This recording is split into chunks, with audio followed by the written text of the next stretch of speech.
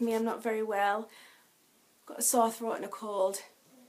Tasha is sleeping like a log. She had me up at 4 o'clock this morning, needing the toilet, so I'm pretty tired as well, but I'm going to do my best for you. Need to keep taking a drink though, my throat's really sore. Right, this vlog is done in collaboration with Dog Vlogs, formerly known as Pink of the Angel. We both have dyslexia, so we decided to get together and, still working on the ums.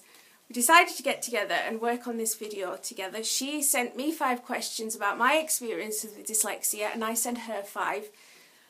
So these are the questions she sent me, and hopefully I'll be able to do them justice because they're good questions. The first one is, how did the teacher treat you differently before and after your dyslexia diagnosis? Well, I wasn't actually diagnosed with the dyslexia when I was in school. It didn't happen until I was in college. So my teachers at school treated me one way and the teachers in college treated me a completely different way. Excuse me, I'm trying to get comfortable here. There we go. The teachers in college, tutors treated me differently. At school, I had a rough time. In primary school, I was pretty much treated as though I was lazy and I didn't make an effort. One teacher in particular was really hard work. She, the ums, I'm still working on the ums. She was very popular among the other pupils because I'm still in touch with a lot of my friends from back then, and they loved her. They still call her their favourite teacher, but she did not like me. I remember she used to give us little storybooks to copy out to practice our handwriting and reading, and we had to copy the whole book. It was just a little book, and then take it to her and she would read it through. And I remember taking the book to her and I would concentrate really hard and copy as best I could and take it to her, and she would just red mark the whole thing. Spelling mistakes all over, the writing was unreadable, and she would just look at me and say, "You're not trying. You're just rushing through this and you're making no effort. Go back and copy it again."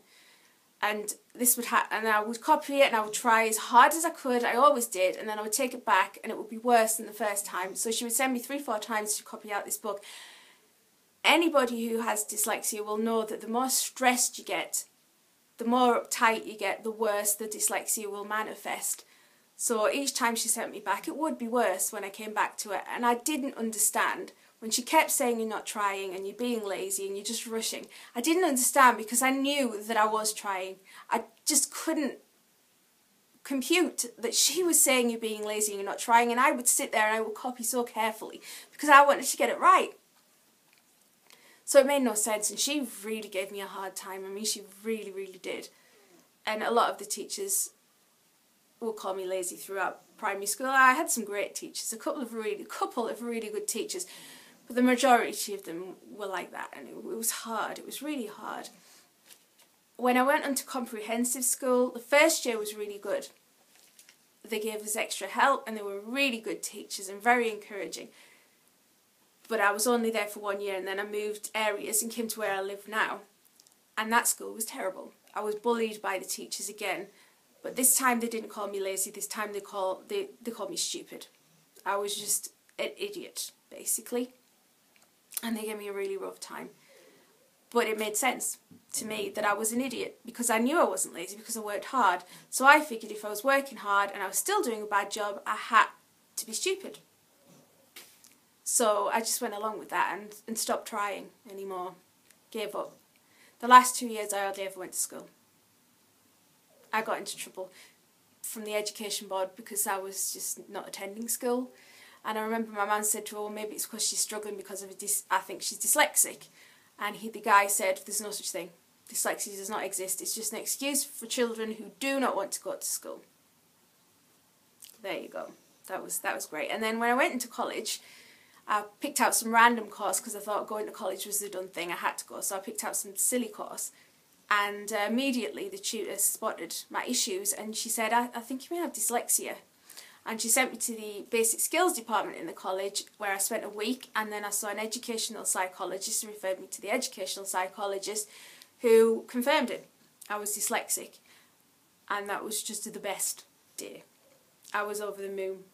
I really was, because I knew that they'd all been wrong, and I wasn't lazy and I wasn't stupid.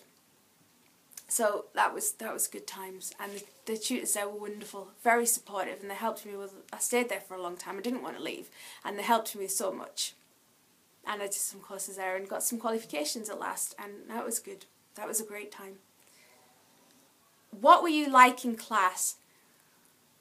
In primary school, I was very quiet with the teachers. I would avoid the teachers because I didn't want to be picked out. I wanted to be left alone and ignored. Like I said, they were bullying me really, so I didn't want to be picked out to come to the front and read in the class, although they often did make me do that. When I got onto comprehensive school, I basically thought, right, I'm stupid, so what's the point in trying? So I would just chatter along with my friends, and I became very chatty in the classroom with my friends, but didn't really interact with the teachers. I just detached myself from school really by that point. So I wasn't really anything in class because I didn't go. 3. What was your biggest fear and worry where education was concerned? My biggest fear was failure. Like I say, in comprehensive school I gave up. There was no point trying because I didn't want to fail and be right. Yeah, they're stupid. I'm stupid. And in college, I'd been diagnosed with dyslexia, but I was still afraid to do the work a lot of the time because I was afraid if I got it wrong, and I knew by this point I was dyslexic, but when I was getting the help for the dyslexia, what if I still failed? Then I would be dyslexic and stupid. And I didn't want to find out I was stupid when these people were giving me so much help. So that was really my big fear, was just getting it all wrong, was failing, you know. You don't want to let people down.